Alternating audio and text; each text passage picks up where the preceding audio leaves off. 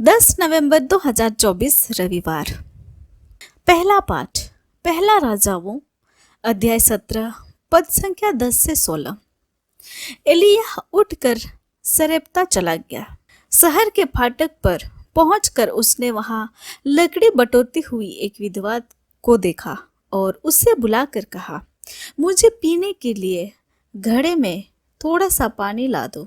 वह पानी लाने जा ही रही थी कि उसने उसे पुकार कर कहा, मुझे थोड़ी सी रोटी भी ला दो। उसने उत्तर दिया, आपका ईश्वर जीवंत प्रभु इस बात का साक्षी है कि मेरे पास रोटी नहीं रह गई है। मेरे पास बर्तन में केवल मुट्ठी भर आटा और कुपी में थोड़ा सा तेल है। मैं 2-1 लकड़ियां बटोरने आई हूँ। अब घर जाकर उसे अपने लिए और अपने बेटे के लिए पकाती हूँ।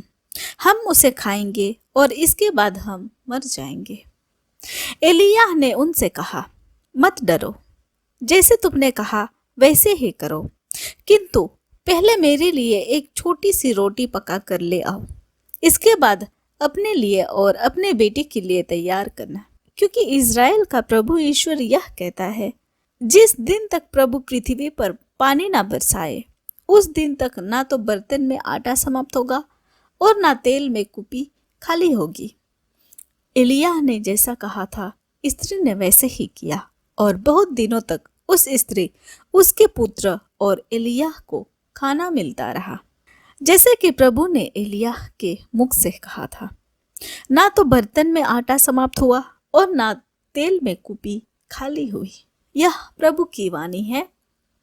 ईश्वर को धन्यवाद। दूसरा पाठ। इब्रानियों अध्याय 9 पद संख्या 24 से 28।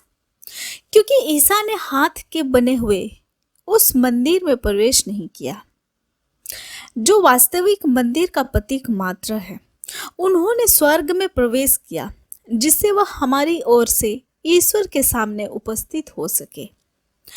प्रधान याजक किसी दूसरे का रक्त लेकर प्रतिवश परम पावन मंदिर गर्भ में प्रवेश करता है। ईसा के लिए इस तरह अपने को बार बार अर्पित करने की आवश्यकता नहीं है। यदि ऐसा होता तो संसार के प्रारंभ से उन्हें बार बार दुख भोगना पड़ता, किंतु अब युग के अंत में वह एक ही बार प्रकट हुए जिससे वह आत्म बलिदान द्वारा पाप को मिटा दे। जिस तरह मनुष्यों के लिए एक ही बार मरना और उसके बाद उसका न्याय होना आधारित है, उसी तरह मसीह बहुतों के पाप हरने के लिए एक ही बार अर्पित हुए। वह दूसरी बार प्रकट हो जाएंगे, पाप के कारण नहीं, बल्कि उन लोगों को मुक्ति दिलाने के लिए जो उनकी प्रतीक्षा करते हैं। यह प्रभु की वाणी है। ईश्वर को धन्यवाद। संत मार्कुस के अनुसार आज का पवित्र सुसमाचार अध्याय 12 पद संख्या 38 से 40। ईसा ने शिक्षा देते समय कहा, शास्त्रियों से सावधान रहो। लंबे लबादे पहनकर टहलने जाना, बाजारों में प्रणाम प्रणाम सुनना, सभागृहों में प्रथम आसनों पर और भोजों में प्रथम स्थानों पर विराजमान होना, यह सब उन्हें बहुत पसंद है। वे विधवाओं की संपत्ति चट कर जाते और दिखावे के लिए लंबे लंबे प्रार्थनाएं करते हैं। उन लोगों को बड़ी कठोर दंडज्ञा मिलेगी। ईसा खजाने के सामने बैठकर उसमें सिक्के डालते हुए देख रहे थे। बहुत से धनी बहुत से दे रहे थे। एक कंगाल विधवा आई और उसने 2 अधेले अर्थात 1 पैसा डाल दिया। इस पर ईसा ने अपने शिष्यों को बुलाकर कहा, मैं तुमसे यह कहता हूँ, खजाने में पैसे डालने वालों में से इस विधवा ने सबसे अधिक डाला है, क्योंकि सबने अपनी समृद्धि से कुछ डाला, परंतु इसने तंगी में रहते हुए भी जीविका के लिए अपने पास जो कुछ था वह सब दे डाला। यह हमारे प्रभु यीशु ख्रिस्त का सुसमाचार है। ख्रिस्त की जय। तो चलिए आज के तीनों पाठों पर मनन चिंतन करते हैं। यह कहा गया है कि 4 प्रकार के दाता है, द्वेष देने वाले, कार्य देने वाले, स्वयं सेवा देने वाले और प्रेम देने वाले। द्वेष देने वाले दूसरों को देते हैं, लेकिन वह उसे द्वेषपूर्वक या अनिच्छा से करते हैं। वे देते हैं क्योंकि वे शर्मिंदा नहीं होना चाहते हैं। कार्यदाता दायित्व की भावना के साथ देते हैं। ऐसा इसलिए हो सकता है क्योंकि उन पर दबाव या मजबूरी हो।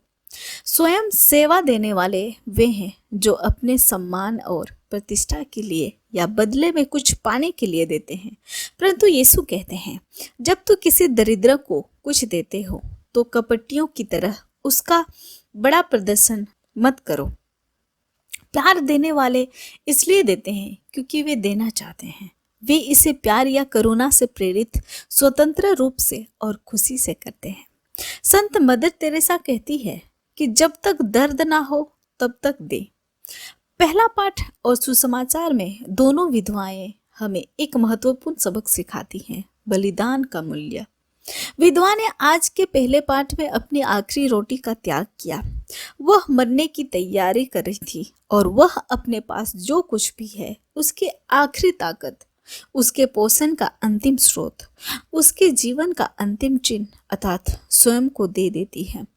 तब घड़ा और जग भर जाता है। सुसमाचार में विधवा वह सब कुछ प्रदान करती है जिस पर उसकी जीविका टिकी थी। आज के सुसमाचार में यीशु ने विधवा की ईमानदारी, उदारता और बलिदान के लिए उसकी प्रशंसा की है। यीशु ने अपने पीड़ा और मृत्यु के जरिए बलिदान की मिसाल कायम की। उन्होंने संत योहन अध्याय 12 पद संख्या 24 में कहा, जब तक गेहूं का दाना मिट्टी में गिरकर नहीं मर जाता तब तक वह अकेला ही रहता है, परंतु यदि वह मर जाता है तो वह बहुत फल देता है। अपने आप के लिए मर जाने के द्वारा ही हम वह बन पाते हैं जिसे ईश्वर ने हमें होने के लिए बुलाया है। बिना कष्ट किए फल नहीं मिलता। हर दिन हमें उस आखिरी रोटी के लिए, उस आखिरी प्याली के तेल के लिए, उस आखिरी पैसे के लिए अपने दिल की तलाश करनी चाहिए। हमें अपने हृदय में अहंकार से उस अंतिम अंश, क्रोध की अंतिम खुराक, शर्म के उस अंतिम संकेत, भय के उस अंतिम ठिकाने की तलाश करनी चाहिए और यह सब प्रभु को समर्पित कर देना चाहिए। अरबी कहावत है, यदि आपके पास बहुत है तो अपनी दौलत में से दो, यदि तुम्हारे पास थोड़ा है तो अपने हृदय से दो। हमें प्रभु के लिए अपना समय, प्रतिभा और खजाना बलिदान करने की आवश्यकता है। इससे चमत्कार होगा। उदारता को निश्चित रूप से पुरस्कृत किया जाएगा। आमीन। आप सभी को जय यीशु।